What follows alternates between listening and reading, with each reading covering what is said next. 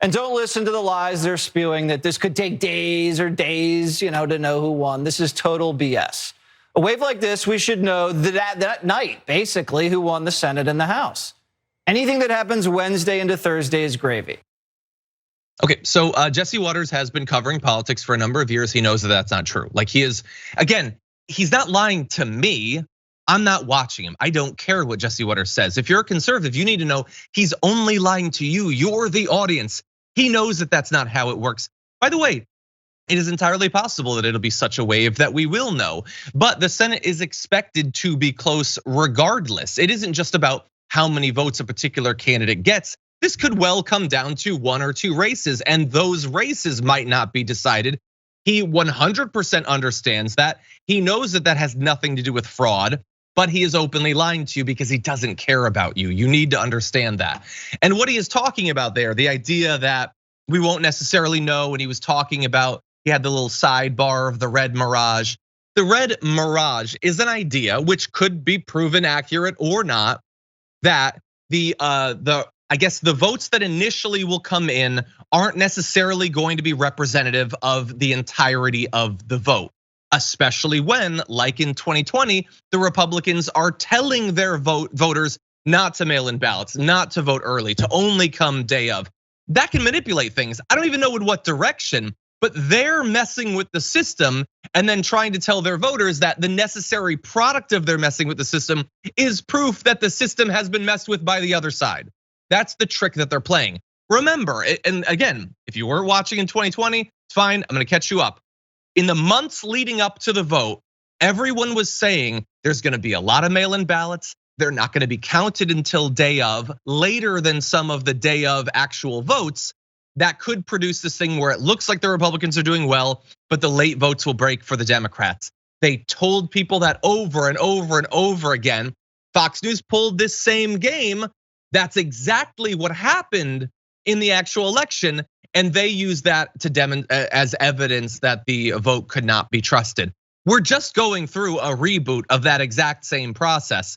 The issue, Bridget, for me is that, like, I can recount what happened in 2020, but Jesse Waters isn't gonna be reminding his voters of that. They're trying to keep their voters in the dark. And those voters who got so mad after 2020 that some of them were willing to literally storm the Capitol are being prepped for the same sort of thing today. Even though, as we've already acknowledged, it's likely that this is going to be a much more favorable outcome for the right. Yeah, and I'm so glad that you mentioned the way that these are just lies. Jesse Waters knows exactly what he's doing. Anybody who's worked in political media for as long as folks at Fox News have know exactly what they're doing. They're intentionally lying to people. They are spreading disinformation to keep their viewers to keep the citizenry that watches Fox News uneducated and angry. This is like what they do. It is part and parcel of their programming and their strategy. And I think that you're exactly right that it is about sowing long-term distrust in our institutions more broadly. And so, you're talking about Kari Lake earlier. I completely agree that it does seem strange to be sowing all of this doubt into our democratic process that favored you. But I think it's about the long-term goal of making sure that people are distrustful of our institutions more broadly. Yeah, 100%. This is pointless. Because, like what I'm about to say, it's pointless because right wingers are not going to hear it, and if they do, they're just going to block it out. But if you're a right winger who believes that the elections are stolen by the Democrats all the time, why did Kari Lake win her primary? If she's the one that, according to her, is like pulling back the veil on all this, and she's going to teach everybody what's really good, why didn't they cheat her out of her result? If she wins tonight, why didn't they cheat her out of that? Why is Marjorie Greene still in office? Why is Lauren Boebert still in office? Why is Matt Gaetz in office? If they could steal the 2020 election when the Republicans had been in charge federally for 4 years, why didn't they steal the 2016 election when the Democrats had been in charge for 8 years? It seems like it would be a lot easier to steal in that case too, right? Okay, you don't believe that the polls are accurate. You don't trust any polls. Why are the polls breaking for the Republicans in the last couple of weeks? No, but think about that. If you were the Democrats and the polls are all made up and it's a big conspiracy and you're gonna steal it, wouldn't you have the polls break for the Democrats in the lead up to the election? That way, the fake news media could point to that and be like, well, it definitely looked like it was going for the Democrats, and what do you know, they won. Now, if the Democrats win, it's going to be more of a surprise. So if you were faking all of these polls, why would you fake them in this way? Like seriously, if mail-in ballots are inherently fraudulent, why do red states have mail-in balloting? Why have some had that for literally decades?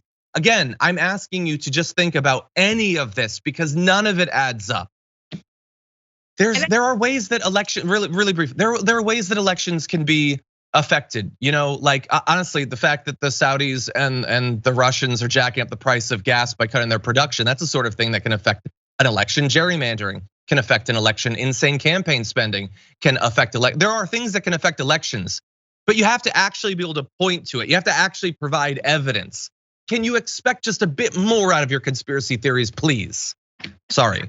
No, I mean, you're exactly right. And I think like these conspiracy theories, that's the way that conspiracy theories operate, is that there's always going to be some kind of explanation for why this theory is not working the way that, logically it should.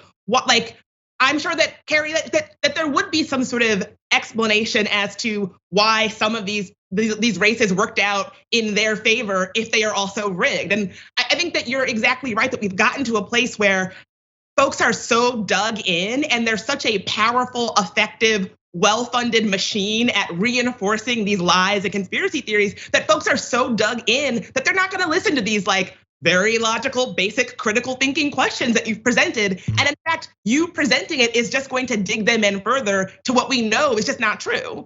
Yeah, that sucks. But yeah, you're probably right. I don't think you're wrong, but it does suck that that's the way that it so often works.